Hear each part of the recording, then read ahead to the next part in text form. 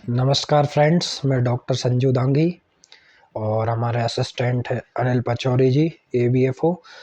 और हम आज आपको एक नए टॉपिक के बारे में डिस्कस करेंगे और उसके बारे में संपूर्ण आपको जानकारी देंगे।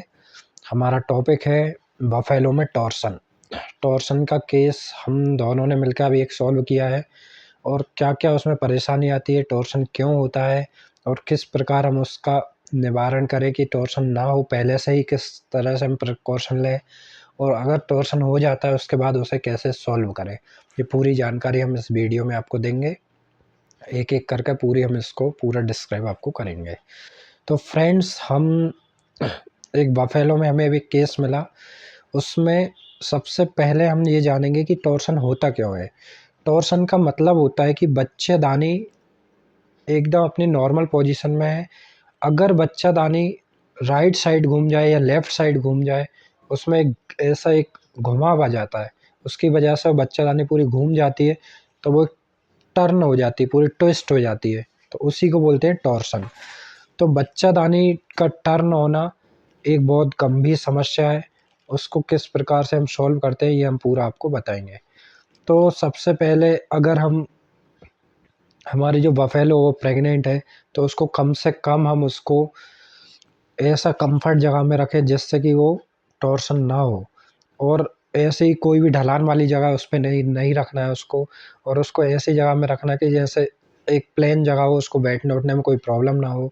ज़्यादा दौड़ा-भागी नहीं कराना है, ज़्यादा ऊपर-नीचे उसको उतारना-चढ़ाना नहीं है, जिससे कि हम टॉर्सन से पहले ही बचाया जा सके। अगर अब टॉर्सन हो गया है तो इसमें कैसे हम उसको सॉल्व करें? तो अगर टॉर्सन हो गया है, तो सबसे पहले हम उसको चेक करेंगे कि टॉर्सन किस साइड का है। इसको सबसे पहले हमारा यही काम होना चाहिए कि टॉर्सन राइट टॉर्सन है या लेफ्ट टॉर्सन है, इसको हमें सबसे पहले चेक करना है। अब इसको चेक करने के लिए हम क्या करेंगे कि हम ग्लव्स पहनेंगे और वेजाइना में हम हैंड इंसर्ट करेंगे। हैंड इंसर्ट किया तो हम देखेंगे कि हमारा हाथ किस साइड रोटेट हो रहा है। अगर हम जैसे ही हाथ डालते हैं ऑटोमेटिक हमारा हाथ रोटेट होगा, सर्विक्स आपको वहाँ पे मुड़ी हुई मिलेगी। तो राइट साइड अगर हमारा हाथ रोटेट हो रहा है तो राइट साइड का टॉर्सन है और लेफ्ट साइड अगर हाथ रोटेट हो रहा है तो लेफ्ट साइड का टॉर्सन है। अब सबसे पहले अगर हमने पहचान कर ली है किस साइड का टॉर्सन है, तो ही उस टॉर्सन को सॉल्व करने की कोशिश करें। अदरवाइज़ अगर आपने चेक नहीं किया है और आप पहले ही उसको सॉल्व करने लग गए, तो और ज़्यादा मुसीबत खड़ी हो सकती है और भैंस की जान भी जा सकती है। तो पहले सबसे पहले अच्छे से उसको चेक करें कि राइट है कि लेफ़्ट है। अगर आपने कन्फर्म कर लिया कि राइट साइड का टॉर्सन है, तो आपको राइट साइड को ही भैंस को लेटाना है। जैसे कि हम वीडियो में आपको पूरा दिखाएँगे, राइट साइड ही भैंस को लेटाना है और राइट साइड ही भैंस को रोल करना है। अब रोल करने के लिए हम एक पटिया वाली जो मेथड होती है वो करते हैं।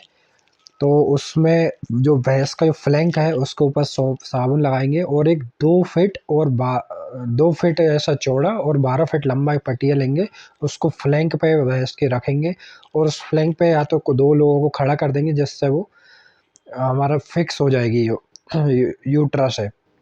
और फिर भैंस को राइट साइड का अगर टॉर्सन है तो राइट साइड में ही उसको रोल कराना है और एक जन उसको वेजाइना में हाथ फिक्स करके रखेगा ताकि हमें पता चलता रहेगा कितना टॉर्सन ओपन हुआ है। एक कई बार ऐसे केस होते हैं कि टॉर्सन अगर 90 डिग्री है या उससे कम है तो एक ही बार रोल करोगे आप टॉर्सन ओपन हो जाएगा और इजीली बच्चा बाहर रिमूव हो जाएगा। लेकिन अगर टॉर्सन 360 डिग्री है या उससे ज़्यादा तो प्रॉब्लम ये होती है, फिर उसको 2 बार हमें रोटेट करना पड़ेगा, कई बार 3 बार रोटेट करना पड़ता है। तो फिर उसको हम रोटेट करेंगे तो ऑटोमेटिक अपनी जो सर्विक्स है उस पे पूरा अपना हाथ पूरा अंदर चलाएगा। जैसे ही हमारा जो टॉर्सन सॉल्व होगा पूरा हाथ अपना अंदर चलाएगा और डिस्चार्ज बाहर आने लगेगा। तो समझ लीजिए आप कि टॉर्सन हमारा ओपन हो चुका है पूरा। फिर इजीली आप जैसे डिस्टोकिया सॉल्व करते हैं वैसे ही फिर उसमें हम हाथ इंसर्ट करेंगे और बच्चे को आसानी से बाहर रिमूव कर लेंगे।